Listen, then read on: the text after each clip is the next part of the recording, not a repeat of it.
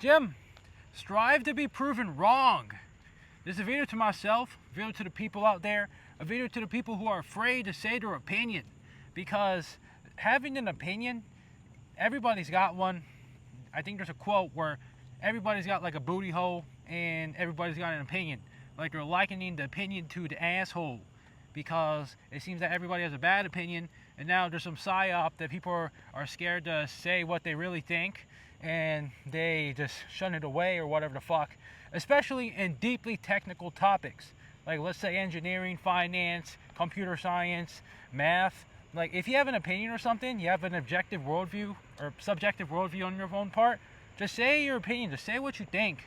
Because a lot of what we do, what I realize with growth and mindset and knowledge overall, is that it's not really a linear process. It's an iterative process. It's a process where it oscillates up and down on your way up, because a lot of worldviews out there, you don't really exactly get what's truly objective, like what is truly true from a lot of sources, because a lot of sources are secondary sources. They're hearsay from other people. They're things that they read online or on textbook. You know, this is the reality of what a lot of people think in the whole world. Their thoughts are an aggregation of the media that they consume. And a lot of people, they don't really think about where their thoughts came from. Are my thoughts really true? Are they really logical? And you can only really get that realization from deep reflection on where did I get my thoughts from. And personally, I've done that a lot myself, and I'm still continuing to do that, because I don't want to be a person that is wrong, like morally and factually. So I always try to just say what I think, and if somebody's going to tell me a very compelling argument in response to that, I will say, oh shit, wait, that actually makes a lot of sense, and I'll think about it, and your brain will naturally transform and you'll be a better person. So this is the process that I mean on strive to be proven wrong, instead of being strive to be proven right. Because a lot of people, they always want to be right, always be correct, always be the politically correct, the knowledgeably correct, the technically correct. And being correct is cool and all right, but if you're correct all the time on the topics, which most of the time people aren't correct all the time, then you don't grow. You don't get any experience points. You just stay there. It's like in a conversation, for example. You gain a lot of experience from a conversation from letting the other person talk, especially if they know more than you.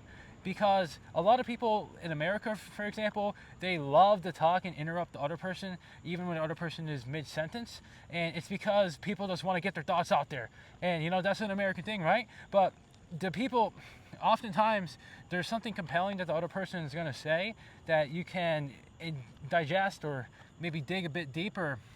And oftentimes you would learn more from actually listening what the other person says than you talking, right? Because you talking in a conversation doesn't give you any XP points. You already knew what the fuck you're talking about, so what do you gain, except if you were going to teach them something? Then okay, this is great, because you get to pass down your legacy. You get to pass down the next level, and that's cool. That's awesome. That's fulfilling. But if you just say something and it doesn't even make that much sense, or you don't know that much, let the other person talk. Inquire their knowledge base. They're going to love to share that knowledge. And this is my analogy on strive to be proven wrong, where people, they want to be correct all the time and yap and shit in a conversation. You know, that's cool and all, but strive to be proven wrong, man. This is the best mindset ever. So say whatever the fuck you got to think of. I think that maybe you're going to talk about a really technical, logical answer, like in math, for example. Like, a lot of people are going to be scared of saying something that's going to piss off the other person and be like, oh, you're so stupid. Like, you're talking to Jimmy Neutron, and then you're going to talk about the fucking Fourier transform from heat transfer or whatever the fuck, and he's gonna be like, actually, n equals 2.543 to 1 over here, and then you gotta do the triple integral of the double derivative with respect to y, and then transform it onto the y plane, and you're gonna be like, oh, what? I thought I had to do it on the z plane, and I had to transform it onto the y axis, assuming that the vector is 1, 2, 3, 4, 5, 6, 7, and that the linear algebraic parallelogram is 2. And you know, you're gonna get some crazy fucking insights from talking with Jimmy Neutron here, yapping about the Fourier transform, and it's gonna be fucking awesome, man. You're gonna be like, damn, well, if I never really said my opinion, I would have never really learned anything. So I actually was proven wrong here, and it's a great fucking feeling. So that's what I'm saying in this video. Strive to be proven wrong. I think it's one of the best mindset shifts ever, to be striving to be proven wrong, because you always grow from giving your thoughts out into the air and accepting criticisms from the other person.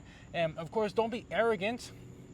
And arrogance is one of the worst things you can do, because that assumes that you know much better than the other person and you're not willing to take any criticism for what you have. And oftentimes, to fight it back, arrogance, is to compare results. Like, let's say the Jimmy Neutron example. Let's say you got more Nobel Peace Prizes than him. Then yeah, you have the objective status, and you probably should consider your opinion more because you actually have the results behind it. But it's always okay to think about their opinion and then consider it yourself, logically go through the exercise. Does it make sense? Compare it to yours, and then you could integrate it or not at the cost of your own ego. But oftentimes the ego is the death of knowing more, and knowing more leads to infinite growth as the human mind. Yeah, but yeah, that's pretty much all I'm saying in this video. Just wanted to yap about that. I'll see you guys.